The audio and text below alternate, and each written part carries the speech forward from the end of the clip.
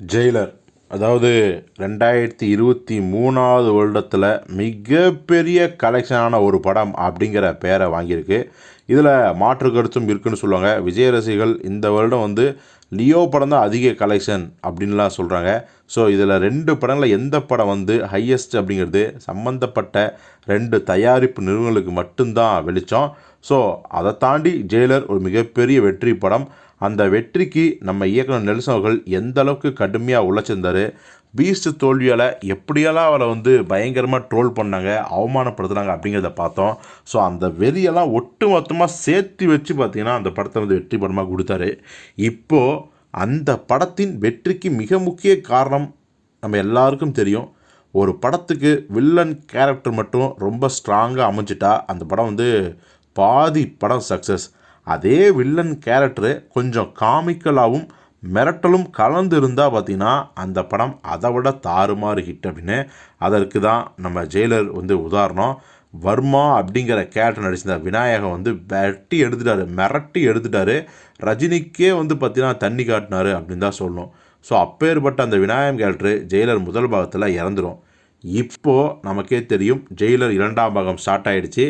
Jailer முதல் பாகத்தை விட 2ஆம் பாகத்தில் வயலன்ஸ் ஜாஸ்தி அப்படிங்கிறத அந்த டெஸ்ட் ப்ரோமோ வீடியோலேயே பார்த்தீங்கன்னா வந்து அனௌன்ஸ்மெண்ட் ப்ரோமோ வீடியோலேயே நெல்சன் வந்து சொல்லாமல் சொல்லிட்டாரு. எல்லா ஆயுதங்களும் இந்த படத்தில் இருக்குது, அணுகுண்டு முதல் இந்த படத்தில் இருக்குது, ராக்கெட் லான்ச்சு முதல் கொண்டு இந்த படத்தில் இருக்குது அப்படிங்கிறத சொல்லிட்டாரு.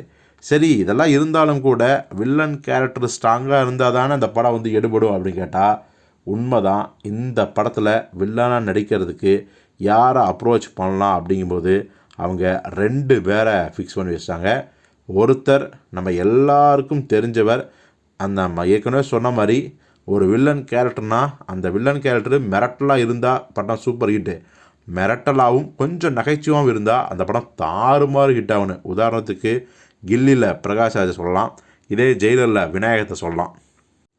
ஸோ அப்படிப்பட்ட ஒரு வில்லன் கேரக்டர் வேணுமே, யாரை பிடிக்கலாங்கும் போது முதல்ல வந்த ஒரே ஆள் யாருன்னா நம்ம எஸ்ஜே சூர்யா. ஸோ அவரை தான் இந்த ஜெயிலர் 2 படத்தில் வில்லனாக நடிக்க வைக்கலாம் அப்படிங்கிற முடிவுக்கு வந்துருக்காங்களாம். ஸோ ஏற்கனவே அவர் வந்து பார்த்திங்கன்னா கமல் ஆரம்பித்து விஜயில் ஆரம்பித்து எல்லா ஹீரோக்களுக்கும் வில்லன் நடித்து முடிச்சிட்டாரு. இப்போ சூப்பர் ஸ்டார் ரஜினிகாந்துக்கு அப்படின்னா அவர் என்ன மறுக்கவா போகிறார்?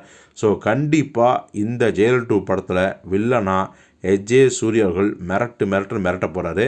ஸோ பொறுத்திருந்து பார்ப்போம். எஸ்ஜே சூர்யாவும் நம்ம சூப்பர் ஸ்டார் ரஜினிகாந்தும் மோதிர அந்த ஃபேஸ் ஆஃப் சீன்ஸ்லாம் எப்படிப்பட்ட சீன்ஸாக இருக்க போகுது, குறிப்பாக அந்த கேட் அண்ட் மவுஸ் ப்ளே எப்படியெல்லாம் வந்து 2 பேரும் மாறி தாக்கிக்கிறாங்க அப்படிங்கிற பல விஷயங்கள் இருக்குது. ஸோ இதுக்காகவே இந்த விஷயத்துக்காகவே ஜெயிலர் 2 படத்துக்கான ஓப்பனிங் வேறு லெவலில் இருக்கணும்னு நம்ம உறுதியாக சொல்லலாம்.